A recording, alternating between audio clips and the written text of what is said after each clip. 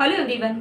सो मुझे एक कमेंट आई थी जिसके अंदर बोला गया था कि आप 11वीं की जो एनसीईआरटी है उसे कैसे स्टार्ट करा जाए, मतलब कौन सा चैप्टर पहले पढ़ना चाहिए कि मतलब एक ईज होगा बाकी के चैप्टर्स के लिए। तो ये है आपके 11वीं की बायोलॉजी की एनसीईआरटी। बेसिकली ये मेरी एनसीईआरटी है। तो देखिए, अगर आप नीट के लिए प्रिपेयर कर रहे हो तो मेरी एक सलाह है आपके लिए कि अगर आपने जो 2 साल है उसके अंदर आपने भगवान को नहीं देखा, उनके दर्शन नहीं किए, चलेगा, नहीं रूठने वाले वो आपसे, नहीं रूठेंगे।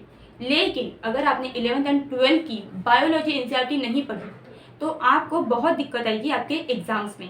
सो 11th की बायोलॉजी की एंड 12th की बायोलॉजी की जो एनसीईआरटी है ये आपके लिए भगवान ही फॉर नीट एग्ज़ाम। तो इसे रोज़ क्या करो, रोज़ उसे खोलो, उसे देखो, उसे पढ़ो, उसे निहारो, उसके पाँव छुओ, जो करना है करो, लेकिन एनसीईआरटी पढ़नी है। एनसीईआरटी पढ़नी है, पढ़नी है, पढ़नी है। उसका हर एक एग्जाम्पल, उसके भी मतलब कोई साइंटिस्ट का नाम दिया है, ठीक है, लेकिन उस साइंटिस्ट की कंट्री भी इंपॉर्टेंट है कि वो कौन से कंट्री से है। जैसे कि इवोल्यूशन चैप्टर में आप पढ़ते हो ओपेरन एंड हेल्डेन थ्योरी, उसके अंदर जो ओपेरन है वो जो साइंटिस्ट है उनकी कंट्री रशिया है, तो आपको वो भी याद रखना है। तो ये सारी चीज़ें आपको याद रखनी है। आपको पता चल गई अब एनसीईआरटी की इम्पोर्टेंस।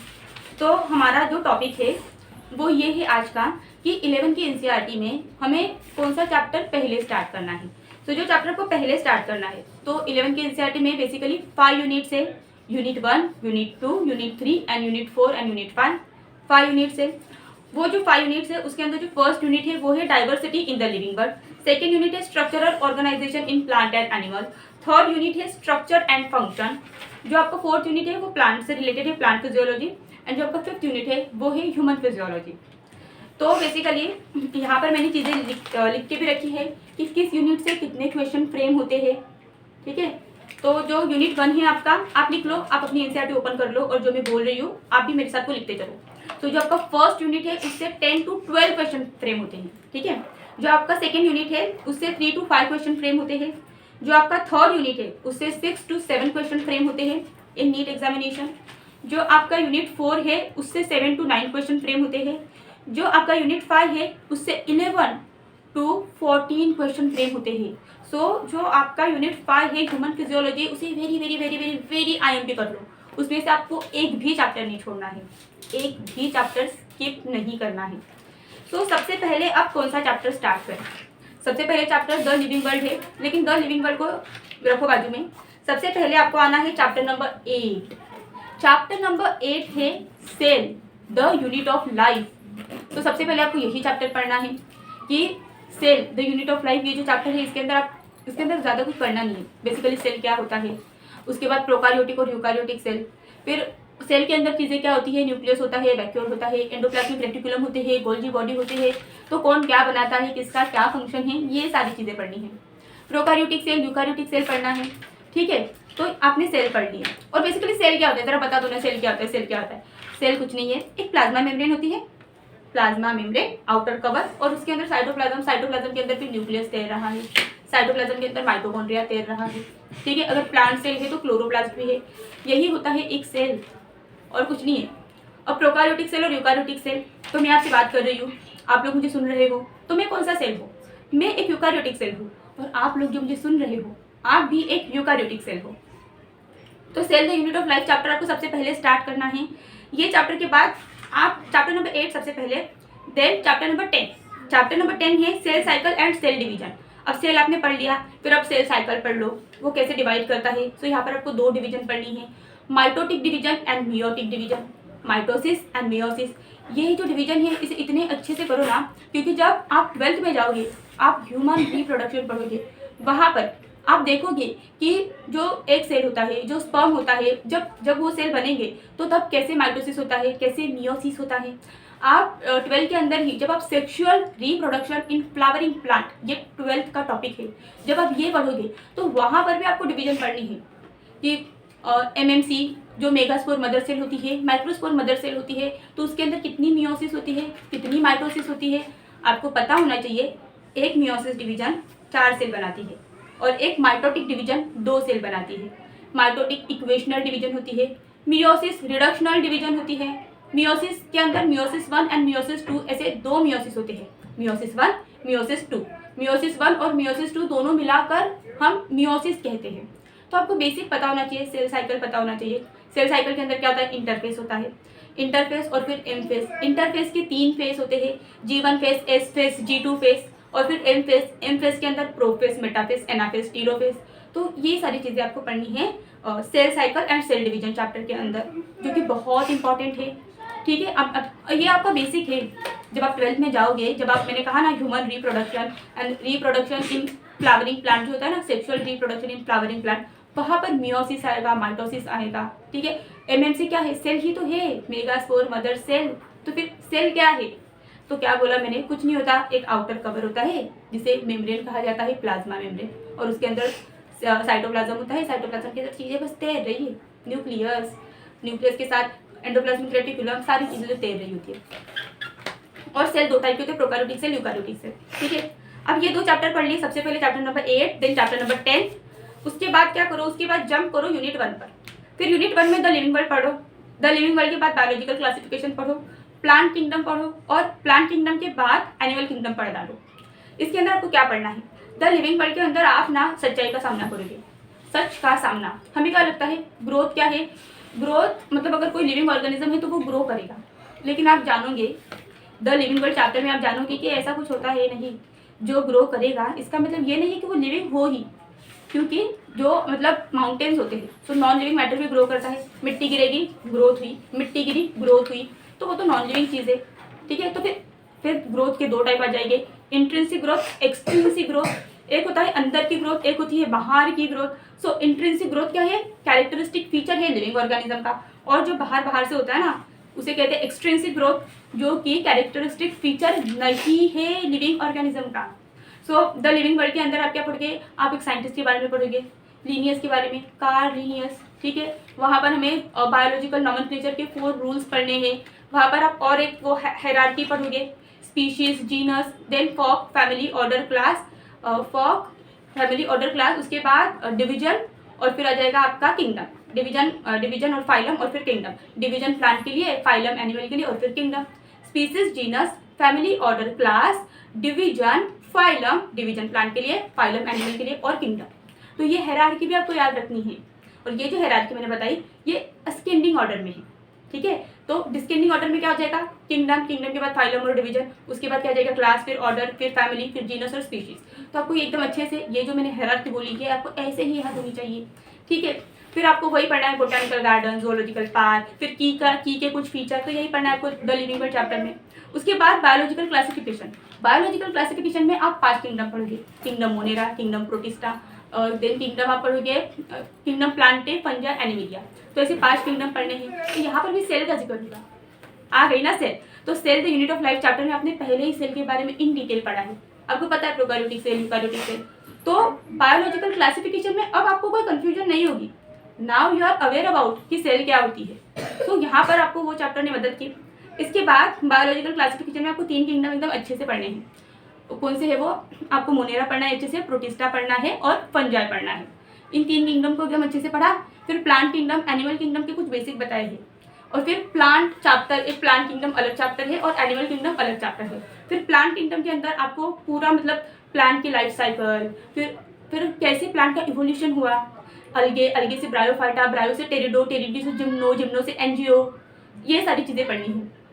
फिर उनके अंदर भी कैसे सब डिवीजन है, और जो एंजियोस्पर्म है ना, उसका इन डिटेल आप पढ़ोगे sexual reproduction in flowering plant, कि एंजियोस्पर्म के अंदर फिर वो एनाट्रोपस ओव्यूल का आप स्ट्रक्चर पढ़ोगे। ठीक है, तो वो जो है वो आप जो 12 का चैप्टर है वहाँ पर आप कंटिन्यू करोगे। और फिर प्लांट किंगडम हो गया। प्लांट किंगडम के बाद एनिमल किंगडम। एनिमल किंगडम के अंदर आपको 11 फाइलम पढ़ने हैं, एकदम अच्छे से, उनकी कैरेक्टरिस्टिक फीचर सब कुछ एकदम अच्छे से पढ़ना है। तो एनिमल किंगडम के अंदर वो 11 फाइलम कौन से है, वो 11 फाइलम है, Porifera, Cnidaria, Ctenophora, Platyhelminthes, Aschelminthes, Annelida, Arthropoda, Mollusca, Echinodermata, Hemichordata and Chordata. So ये 11 फाइलम एकदम अच्छे से पढ़ने हैं आपको, इनकी कैरेक्टरिस्टिक फीचर एंड एग्जाम्पल इतने इंपॉर्टेंट है। एनिमल किंगडम के एग्जाम्पल आपको रटे होने चाहिए। एंड एनिमल किंगडम जो चैप्टर है ना, वो क्या करो आप, वो सिर्फ एनसीईआरटी से ही पढ़ो, उसके लिए एनसीईआरटी ही सब कुछ है। प्लीज़ कहीं और से एनिमल किंगडम मत पढ़ना। एनसीईआरटी में जितना डाटा गिवन है फॉर एनिमल किंगडम, वो पढ़ लो, सफिशिएंट है, और PYQ लगा लो, हो जाएगा आपका एनिमल किंगडम प्रिपेयर। चलो, तो सबसे पहले 8 नंबर का चैप्टर था cell the unit of life. Then second 10 number का चैप्टर है cell cycle and cell division. Hopefully जो मैं बोल रही हूँ वो आप नोट कर रही हो। Then chapter number 1, chapter number 2, chapter number 3, chapter number 4 ये लाइन से पढ़ो। चैप्टर नंबर 1 है the living world, chapter number 2 है बायोलॉजिकल क्लासिफिकेशन, चैप्टर नंबर 3 है plant kingdom and chapter number 4 है एनिमल किंगडम। अब ये हो गए, तो अब तक आपने 6 चैप्टर पढ़ लिए। इसके बाद क्या पढ़ो, इसके बाद मॉर्फोलॉजी फ्लावरिंग प्लांट पढ़ लो और एनाटॉमी ऑफ फ्लावरिंग प्लांट पढ़ लो। ये होने के मॉर्फोलॉजी में अंदर प्लांट है, प्लांट की मॉर्फोलॉजी क्या है वो पढ़ना है। एनाटॉमी के अंदर प्लांट के अंदर घुसो प्लांट के कि कैसे कैसे मतलब कैसी कैसी चीज़ें हैं प्लांट के अंदर। तो आपको पता होगा प्लांट कुछ नहीं है, कुछ है नहीं प्लांट के अंदर ज़्यादा, बस मतलब कुछ टिश्यू पढ़ो, क्या मेरिस्टेमेटिक टिश्यू, परमानेंट टिश्यू। फिर वो टिश्यू पढ़ने के बाद अंदर आप टिश्यू पढ़ लिए। टिश्यू के बाद आप सिस्टम पढ़ोगे, कौन सी सिस्टम है, मतलब जो बाहर की है वो एपिडर्मल सिस्टम। देन आप पढ़ोगे बीच में का मतलब वो ग्राउंड सिस्टम, और फिर आ जाएगा आपका वैस्कुलर सिस्टम। तो ये पढ़ना है इसके अंदर ही। मतलब एनाटॉमी भी बहुत इजी है, इतना कुछ डिफिकल्ट है नहीं। उसके बाद स्ट्रक्चर और ऑर्गेनाइजेशन इन एनिमल वो पढ़ लो, जहाँ पर आप टिश्यू पढ़ोगे। अब आपने सेल तो पढ़ लिया है, अब सेल से ही मतलब टिश्यू क्या होता है, group of cell performing similar function, उसी को कहते हैं टिश्यू। तो जब एक सेल है, दूसरी सेल, तीसरी सेल, चौथी सेल, पांचवी सेल ऐसे मिल जाते हैं, तो उस ग्रुप ऑफ सेल जिनके बीच में होगा हैविंग इंट्रा सेलुलर स्पेस, जिनके बीच में स्पेस होगा और वो सिमिलर फंक्शन परफॉर्म करेंगे, सेम नहीं सिमिलर फंक्शन, उसी को कहते हैं टिश्यू। तो 4 टाइप के टिश्यू आपको पढ़ने हैं। वो 4 टाइप के टिश्यू है epithelial tissue, muscular tissue, connective tissue and neural tissue. इनका डिटेल आपको पढ़ना है। और इसके अंदर आपको कॉकरोच पढ़ना है, मेल कॉकरोच, फीमेल कॉकरोच, ठीक है। अब मुझे बताओ, एक क्वेश्चन पूछ रही हूँ, मेल कॉकरोच फीमेल कॉकरोच, मतलब मेल और फीमेल। तो मुझे बताओ कि कॉकरोच क्या है, मोनोशियस है या डायोशियस है।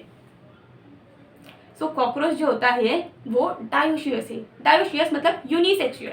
अब ये जो कॉन्सेप्ट है मोनोशियस डायोशियस का, अगर मैं यहाँ पर बोलने गई तो टाइम लगेगा। बेसिकली याद रखो कि जो कॉकरोच होता है वो डायोशियस होता है, यूनिसेक्सुअल होता है। आप मुझे बताओ आप कौन हो, यूनिसेक्सुअल हो, है ना, तो मतलब आप भी डायोशियस हो। मैं मोनोशियस हूँ क्या, नहीं, मैं भी डायोशियस हूँ, मैं भी यूनिसेक्सुअल हूँ। सो डायोशियस यूनिसेक्सुअल, डायोशियस यूनिसेक्सुअल, ये दोनों मतलब क्या है, डायोशियस और यूनिसेक्सुअल एक ही टर्म है, होता है ना, एक घर का नाम, एक ऑफिशियल नेम, एक फैमिली का नेम, तो वैसे ही है dioecious and unisexual. Monoecious and bisexual and hermaphrodite, ये 3 टर्म एक ही चीज़ के लिए यूज़ किए जाते हैं। जैसे ये अर्थवॉर्म क्या है, अर्थवॉर्म मोनोशियस है, अर्थवॉर्म क्या है, मोनोशियस है, बाइसेक्सुअल है, हर्माफ्रोडाइट है। तो ये आपको याद रखना है, प्लीज़ लिख लो ये कहीं पर और छाप लो दिमाग में, ऐसे ऐसे छाप लो। उसके बाद स्ट्रक्चरल ऑर्गेनाइजेशन इन एनिमल पढ़ लिया। उसके अंदर आपको 4 टिश्यू पढ़ने हैं, कॉकरोच के बारे में इन डिटेल पढ़ना है। उसके बाद आपको पढ़ना है बायोमोलिक्यूल। अर्थवॉर्म का आप देख लो, अगर आपको अर्थवॉर्म भी दिया है उसके अंदर थोड़ा सा, देन पढ़ना है आपको बायोमोलिक्यूल। बायोमोलिक्यूल पढ़ लो, बायोमोलिक्यूल भी इतना डिफिकल्ट नहीं है। उसके अंदर बेसिकली हमारे अंदर ही जो मॉलिक्यूल प्रेजेंट है ना, हमें उसी का स्टडी करना है। प्रोटीन का स्टडी करना है, एंजाइम पढ़ने हैं इसके अंदर। एंजाइम क्या होते हैं, enzyme is a biological catalyst, जो क्या करते हैं, रेट ऑफ रिएक्शन को बढ़ा देते हैं। केमिस्ट्री के अंदर कैटलिस्ट पढ़ते हैं, तो हमारे अंदर भी बायोलॉजी लिविंग कैटलिस्ट क्या है, एंजाइम है। और मतलब प्रोटीन का टर्शरी स्ट्रक्चर होता है एंजाइम, प्रोटीन का टर्शरी स्ट्रक्चर होता है एंजाइम। देखिए सारे प्रोटीन एंजाइम नहीं होते, क्योंकि कुछ आरएनए होते हैं, तो आरएनए भी एंजाइम की तरह काम करते हैं, राइबोजाइम, राइबोन्यूक्लियस। सो सारे प्रोटीन एंजाइम नहीं हैं, लेकिन जो भी जितने भी एंजाइम है मोस्टली सारे एंजाइम का स्ट्रक्चर टर्शरी प्रोटीन के जैसे ही होता है। चलो, तो आपने अब देख लिया, सबसे पहले chapter number 8, second chapter number 2, then first, second, third, fourth ये पढ़ लिया। देन 5th एंड 6th पढ़ लो, उसके बाद 7th पढ़ना है, उसके बाद 9th, ये हो गया लाइन से। अब आ जाएगा प्लांट फिजियोलॉजी और फिर आ जाएगा ह्यूमन फिजियोलॉजी। तो प्लांट फिजियोलॉजी के अंदर सबसे पहले चैप्टर नंबर 13 पढ़ो, फोटोसिंथेसिस का पढ़ो, ठीक है। चैप्टर नंबर 13 के बाद इसके अंदर आप पढ़ो चैप्टर नंबर 11, फिर 12 ट्रांसपोर्ट इन प्लांट, उसके बाद मिनरल न्यूट्रिशन, फिर respiration in plant and plant growth and development. Human physiology के अंदर आपको क्या पढ़ना है, सबसे पहले पढ़ो चैप्टर नंबर 18 जो है बॉडी फ्लूइड एंड सर्कुलेशन, वो सबसे पहले पढ़ो, जिसके अंदर दिल है, उस दिल के अंदर कैसे मतलब सर्कुलेशन होता है, क्या होता है, वो सब कुछ दिया है। तो सर्कुलेशन सबसे पहले पढ़ो चैप्टर नंबर 18 ह्यूमन फिजियोलॉजी के अंदर। उसके बाद पढ़ो chapter number 17 breathing and exchange of gases, फिर पढ़ो डाइजेशन एंड एब्जॉर्प्शन। देन आप पढ़ो chapter number 19 excretory product and their elimination. Chapter number 20 पढ़ो locomotion and movement. Then chapter number 21 neural control and coordination. Then chapter number 22 chemical coordination and integration. So इस तरह से इस flow में आप पढ़ो। और लेट मी टेल यू कि अगर आपने इस फ्लो में पढ़ा जैसे मैंने आपको बताया है तो आपको सच में बहुत हेल्प होगी लिटरली। और क्या पढ़ना है, एनसीईआरटी पढ़नी है। एनसीईआरटी पढ़ो, एनसीईआरटी पढ़ने के बाद पीवाईक्यू लगाओ, ठीक है। और बेसिकली अगर आप कोचिंग में जाते हो तो ठीक है, आपको कोचिंग से पढ़ाते होगे। जो बच्चे कोचिंग नहीं जाते हैं, यूट्यूब पर बहुत अच्छे अच्छे टीचर अवेलेबल हैं, ठीक है, बहुत अच्छे अच्छे टीचर। आपको बस आपका वक्त निकालना है। मुझे पता है जब हम स्टार्टिंग फेज होता है तो नहीं चीज़ें समझती है, कुछ वर्नाक्युलर मीडियम के भी स्टूडेंट होते हैं, लेकिन आपको ज़्यादा मेहनत करनी पड़ेगी अगर आप वर्नाक्युलर मीडियम से हो तो। लेकिन ऐसा नहीं कि चीज़ें समझेगी नहीं, चीज़ें ज़रूर समझेगी, ठीक है। और मैं भी आप एनसीईआरटी बेस्ड सीरीज़ तो स्टार्ट करने वाली हूँ, सो वो वीडियो देख लो। और ऐसे ही अमेजिंग वीडियोज़ के लिए मेरे चैनल को सब्सक्राइब करो एंड इस चैनल को शेयर करो। जल्दी से मेरे 1K कर दो यार, जल्दी से। So stay tune with bio concept NEET YouTube channel.